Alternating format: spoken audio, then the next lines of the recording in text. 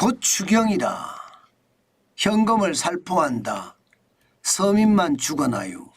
이 말이 사실일까요? 아마도 지방선거 앞두고 추가경정 예산 추경을 편성해서 돈을 뿌릴 거라 현재까지는 그렇게 예상을 합니다.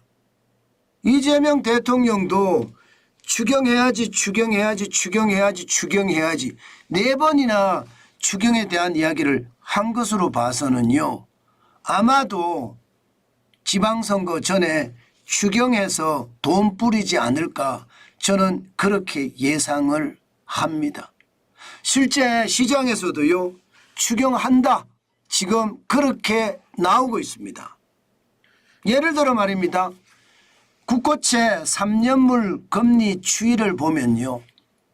2026년 2월 6일에 3.228%까지 올라갔습니다. 이 정도면 여러분 2024년 4월 29일 3.552% 이후에 최고치입니다. 3년물 국채금리는요. 통화정책금리에 굉장히 민감한 금리거든요. 통화정책금리라는 것은 기본적으로 한국은행의 기준금리를 말하잖아요. 기준금리는 지금 여러분들도 다 아시는 것처럼 대한민국의 기준금리는 2.5%입니다.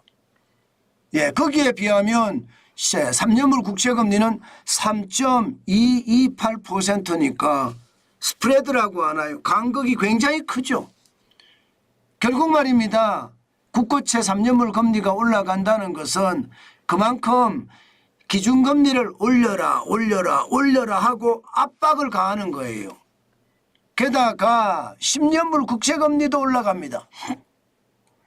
지금 보시는 것처럼 10년물 국채금리도 2026년 2월 6일을 보면 3.725%입니다. 굉장히 많이 올라갔죠. 이 정도 수준이면 2023년이에요. 2023년 11월 13일 4.001% 이후로 최고치죠. 10년물 국채금리는요. 시장 벤치마크 금리입니다. 일반적으로 여러분들이 가계대출을 받는다든가 신용대출을 받는다든가 이런 금리에 직접적으로 영향을 미칩니다. 그만큼 말입니다. 10년물 국채금리가 올라간다는 거 이것은요. 결국 말입니다. 금리가 올라간다는 이야기예요. 여러분들이 받는 가계대출 금리도 올라가고요. 신용대출 금리도 올라가고요. 주택담보대출 금리도 올라간다는 뜻이에요. 결국 말입니다.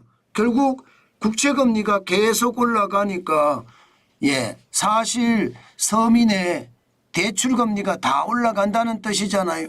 그중에서도 주택담보대출의 금리는요.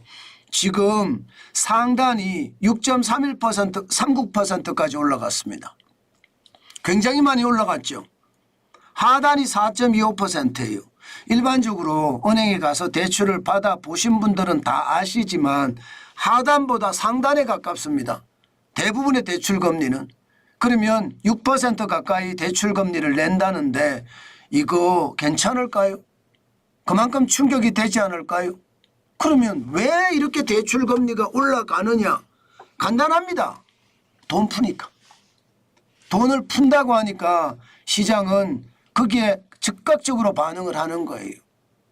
이재명 대통령이 추경한다 추경한다 추경한다 추경한다 벌써 4번 이야기했습니다.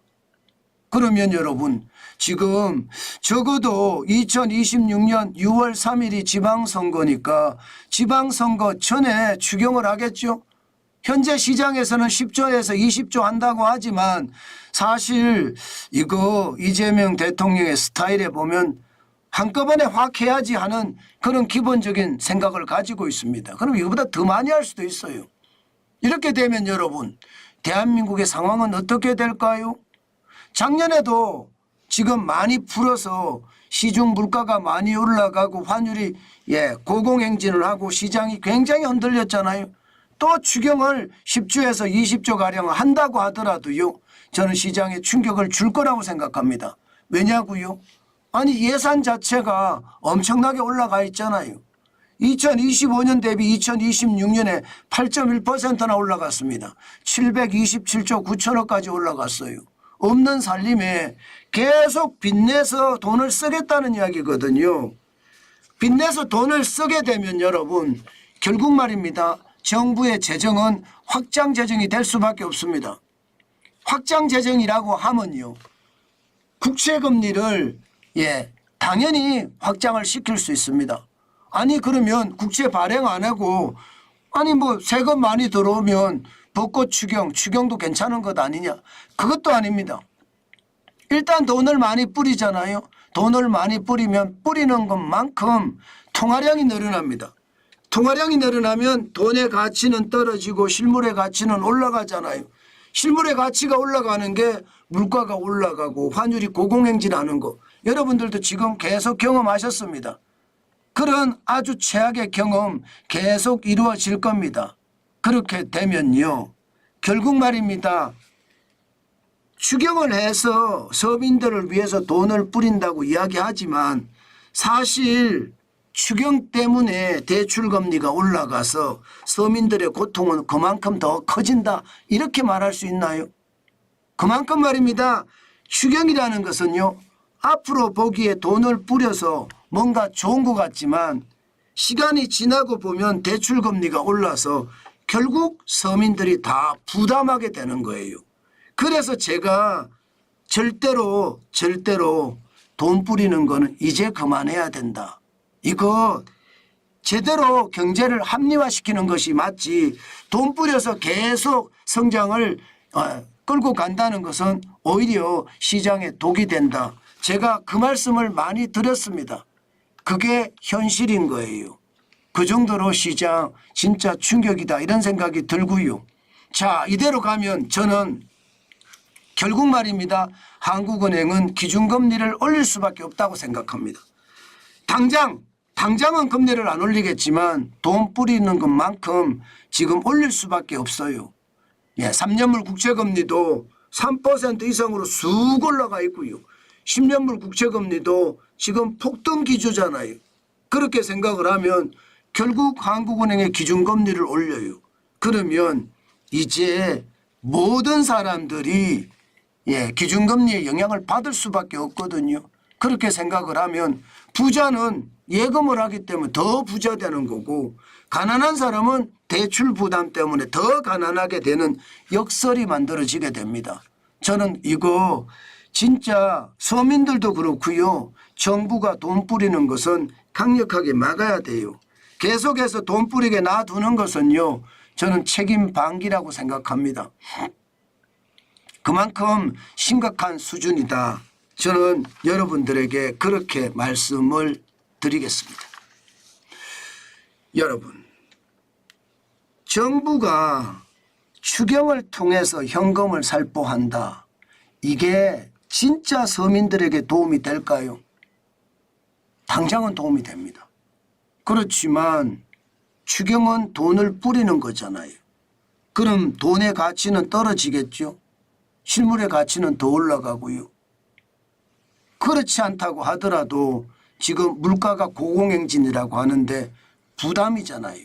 여기에 국고채 금리 올라가죠. 3년물 국고채 금리도 올라갔죠. 10년물 국고채 금리도 올라가죠. 국고채 금리가 올라가면 결국 금리 인상을 해야 되는 그런 상황에 봉착할 수 있습니다. 이것은요. 대출이 많은 서민들 입장에서 보면 더 부담해야 되는 그런 상태에 빠집니다. 앞으로는 추경을 해서 서민들에게 현금 살포해서 좋다고 하지만 뒤로는요. 결국 이자 부담이 계속 커지고요. 여기에 세금 부담이 커지면서 서민들에게는 더 큰 아픔을 초래할 수 있다. 이 뜻입니다. 결국 앞으로는 돈 주는 것 같지만 뒤로는 돈 다 뺏어간다. 이 말이 현실인 거예요. 그래서 여러분 돈 뿌리는 거 무작정 좋아할 일이 아니라는 뜻입니다. 경계감을 가지고 저는 돈 뿌리는 거 이렇게 뿌리면 대한민국이 진짜 어려워질 거다. 그 말 또 한번 여러분들에게 말씀을 드립니다. 그만큼 충격적인 사태가 벌어질 수도 있거든요. 이거 단순하게 진짜 시장을 봐서는 안 됩니다. 아마 그렇게 시장이 저는 호락호락하다고 저는 솔직히 생각하지 않거든요. 금리를 자꾸 올리잖아요. 올리면 올리는 것만큼 부담감은 저는 장난 아니다 이렇게 생각을 합니다. 게다가 연끌족 생각을 해보세요. 연끌족. 연끌족은 솔직히 1금융권에 돈 빌리고 2금융권에 돈 빌리고 3금융권에 돈 빌리고 돈 있는 대로 다 빌려서 실제 투자한 사람들을 연끌족이라고 하잖아요. 근데 그 연끌족의 상황이 지금 어떻습니까? 저는 솔직히 연끌족의 상황 처참하다 이렇게 생각합니다. 이자 부담이 장난 아니니까요. 이것은요 앞으로 아마 연끌족에는 더 큰 부담이 되지 않을까 저는 솔직히 그렇게 생각합니다. 그만큼 심각한 상황이 초래할 수도 있다 이 뜻입니다. 돈을 너무 많이 푸니까 당연히 그런 사태가 나오지 않을까 저는 그렇게 생각을 해 봅니다.